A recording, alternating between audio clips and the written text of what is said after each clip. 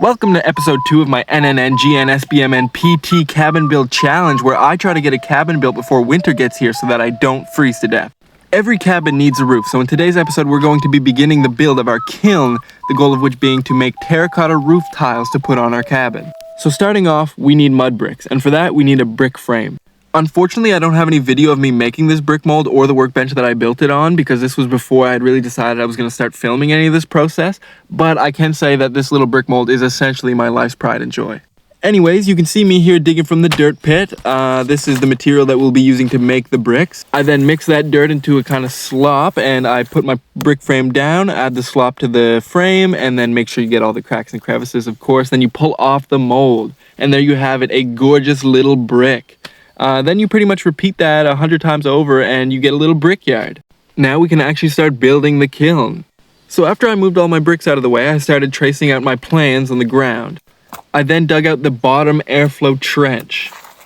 Then after that, it was pretty much time to start laying the bricks. It started with the first layer, which was the air intake layer. You can see I turned the brick sideways to leave space for the air to pass through. The grate, which I added on top, there's gaps there. It's then time for the second layer, which is the fuel chamber. You can see I drilled some holes through some of the bricks, which will be acting as the kiln floor. That's where I'll be placing all the things that need to be fired, and this is to let as much heat as possible get passed through.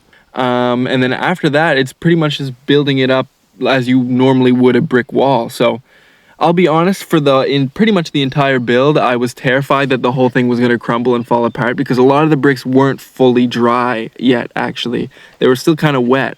Then it was time for the first kind of little test run. You can see here where I put the fuel. To be honest, I never got the fire to get very big in this first little test run. Two reasons. One of them, I was scared that it was going to kind of crumble the actual structure, because a lot of the bricks were still wet, and the fact that the bricks were wet made it pretty hard actually for me to get the fire going at all. So that's it for today's episode. If bricks aren't really your thing and you want me to get back to chopping trees, I have good news for you. Next episode is actually the beginning of the official timber frame building arc. So stay tuned for that, and I will see you guys again soon.